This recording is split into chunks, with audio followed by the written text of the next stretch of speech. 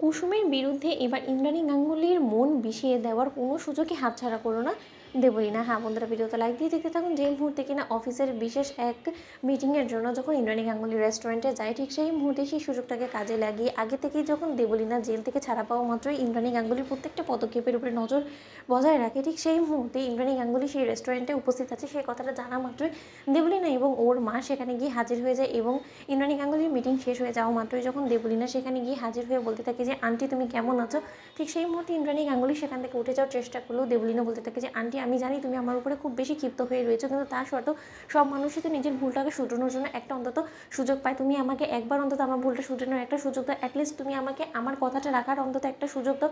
কারণ সেদিন রাতে যা কিছু হয়েছে তার মধ্যে আমি কোনোভাবেই আমার কথাটা রাখার সুযোগ পাইনি, এবং আমি এতটুকু অন্তত বিশ্বাস করি যে আমি যদি আমার কথাটা রাখার সময় পেতাম তাহলে হয়তো এতটা ভুল বোঝাবুঝি তোমার মনে আমাকে নিয়ে তৈরি হতো না, এবং তুমি হয়তো বা এতটা দূরে আমাকে ছেড়ে দিতে না, এবং তুমি পুলিশের হাতেও হয়তো আমাকে অ্যারেস্ট হতে দিতে না। অন্যদিকে যখন দেবলীনার মা বলতে থাকে যে ইন্দ্রাণী একটা বার অন্তত তুই আমার মেয়ের উপরে বিশ্বাস কর, কারণ আমার মেয়ে তো তোর পছন্দেরই পাত্রী ছিল, তাই না? তুই নিশ্চয়ই তোর পছন্দের উপরে তোর এতটুকু ভরসা আছে যে তোর পছন্দ কোনোদিনও ভুল হতে পারে না।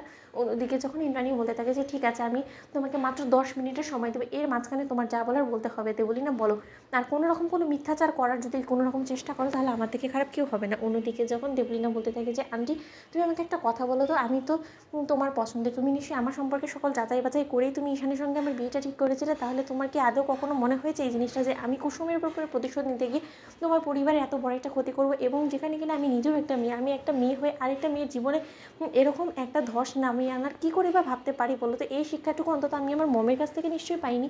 তুমি আমাকে বলো না, আমি কেন এবার সঞ্জয়কে এতগুলো টাকা দিয়ে টাকার প্রলোভন দেখিয়ে আমি কুসুমকে বিয়ে করে দুবাই পাঠিয়ে দেওয়ার এরকম একটা জঘন্য পরিকল্পনা করবো বলো তো? এতে করে আমার লাভটা কী হবে? আমার বিয়েটা তো নিশ্চয়ই আয়ুষের সঙ্গে হচ্ছে না, তাই না?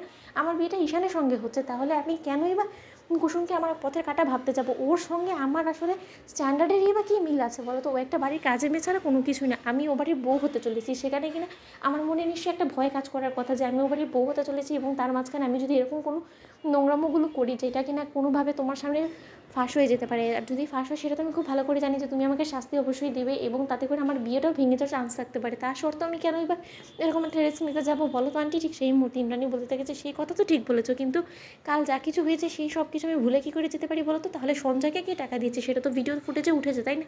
অন্যদিকে দেবলীনা বলতে থাকে এই সঞ্জয়কে তো আমি সঙ্গে করে নিয়ে এসেছি যাতে করে না তোমার সম্পূর্ণ ভুল ধারণা এবং তোমার চোখে যে পট্টিটা পরিয়ে রাখা হয়েছে সেই পট্টিটা যাতে একবারে খুলে যেতে পারে, এবং তোমার কাছে সবটা যাতে জলের মতন পরিষ্কার হয়ে যায়, আর কে অন্যায় করেছে আর কে আসলে মূলত দোষী সেটাও যাতে তুমি বুঝতে পারো। অন্যদিকে ইন্দ্রাণী গাঙ্গুলি বলতে থাকে যে কোথায় সঞ্জয়? তো বন্ধুরা লাইক এবং শেয়ার করে সাবস্ক্রাইব করতে ভুলো না।